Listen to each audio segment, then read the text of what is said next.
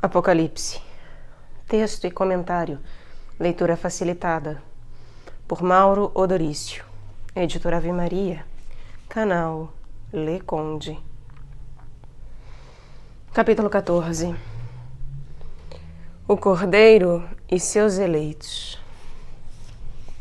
Não é apenas o dragão que tem seguidores marcados com sinais demoníacos de pertença. Também o Cordeiro, que em breve será enviado ao mundo, os tem. São os já conhecidos representantes do Antigo Testamento. Traziam o nome divino em suas frontes e participavam da glória em vista da futura redenção do Cordeiro imolado. São os que não se contaminaram com a idolatria e que viveram irrepreensivelmente. Eu vi ainda o Cordeiro, o mesmo que eu vira como que degolado, mas em pé, porque ressuscitado. Estava de pé no Monte Sião, triunfante, nesse lugar tão caro ao judaísmo, e, perto dele, 144.000 pessoas, os que já contemplara, pertencentes às tribos de Israel. Eram os que traziam escritos na fronte o nome dele, o do Cordeiro, e o nome de seu pai, como sinais de pertença. Haviam testemunhado com o próprio sangue a fidelidade ao Senhor, e gozam da glória em vista dos merecimentos futuros do Cordeiro que seria imolado. Por isso receberam a veste branca, e lhes foi pedido que aguardassem o dia da vingança. Ouvi, entretanto, um coro celeste, no modo de se expressar próprio do Antigo Testamento. Era semelhante ao ruído de muitas águas e ao ribombar de potente trovão. Era assustador, mas também extasiante. Esse coro que eu ouvia era ainda semelhante a músicos tocando as suas cítaras. Algo perfeito e limitado ao mesmo tempo, como a revelação do Antigo Testamento simbolizado no pequeno livro doce e amargo. Cantavam como que um cântico novo diante do trono, diante dos 4 animais e dos anciãos. Ninguém podia aprender este cântico, a não ser aqueles 144.000 que foram resgatados da terra, ou remidos gratuitamente, em vista do futuro sacrifício redentor do Senhor. Sacrifício que, de certa maneira, já acontecera antes mesmo da constituição do mundo. Estes são os que não se contaminaram com mulheres, pois são virgens, os que não se prostituíram com a idolatria e suas práticas abomináveis, como aconteceria com tantos. São eles que acompanham o Cordeiro por onde quer que vá. Foram resgatados dentre os homens como primícias oferecidas a Deus e ao Cordeiro. São como os primeiros frutos apanhados antes da grande colheita ou vindima e oferecidos ao Senhor. São os fiéis seguidores do Antigo Testamento. Em sua boca não se achou a mentira, pois são irrepreensíveis. Vale dizer, vivem aquilo em que creem. Preparativos da luta. 3 anjos predizem a vitória. 3 anjos se sucedem, cada um trazendo uma mensagem salvífica. O primeiro anuncia a universalidade da salvação. Ela se abre a todos os povos. O segundo traz a boa nova da queda da verdadeira Babilônia opressora, o reino satânico. Finalmente, o último mostra que os optantes pelo dragão não podem ficar com os que são do cordeiro. No final de tudo, deve haver a separação entre o trigo e o joio. Descobri imediatamente que a salvação não seria oferecida apenas aos judeus. Vi então outro anjo que voava pelo meio do céu, tendo um evangelho eterno para anunciar aos habitantes da terra e a toda nação, tribo, língua e povo. A salvação se abria para muito além dos 144.000 assinalados das tribos de Israel. Clamava em alta voz: temei a Deus e dai-lhe glória, porque é chegada a hora do seu julgamento, o momento da manifestação do amor divino, com a salvação para os justos e a condenação para os impenitentes. Adorai aquele que fez o céu e a terra, o mar e as fontes. Outro anjo seguiu-o, dizendo: Caiu a grande Babilônia, por ter dado de beber a todas as nações do vinho de sua imundície desenfreada. Impôs-se pela força, pela exploração e pela violência, difundindo sua idolatria, sua perversidade entre os povos. Com o advento do reino, começa a derrocada do império satânico, simbolizado na queda da cidade opressora. As palavras do anjo iam além das alvíceras a serem anunciadas pelo profeta. Um terceiro anjo seguiu-os, dizendo em alta voz: se alguém adorar a fera e a sua imagem, e aceitar o sinal na fronte ou na mão, há de beber também o vinho da cólera divina, o vinho puro deitado no cálice de sua ira. Será atormentado pelo fogo e pelo enxofre, diante dos seus santos anjos e do Cordeiro.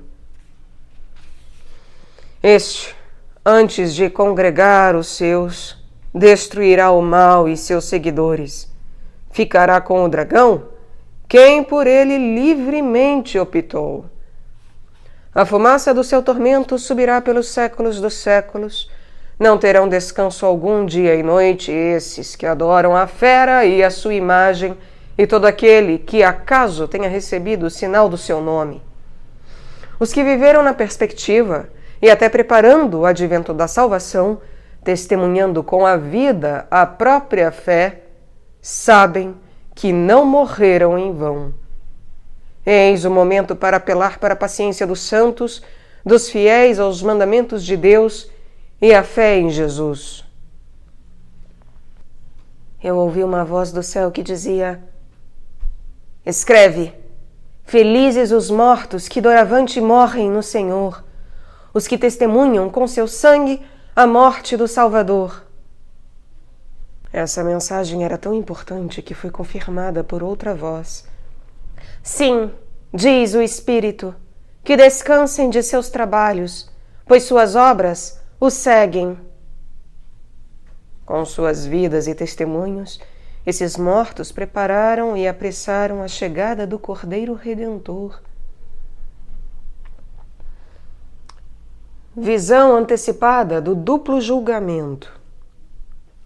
O Filho do Homem divino e humano desce pronto para executar o plano da redenção. Pela morte violenta, conforme anúncio de um anjo, começa a acontecer o juízo, separando o joio do trigo. O juízo de Deus é mais que vingança, tanto que é lançada uma foice afiada à terra, pois os cachos estavam maduros.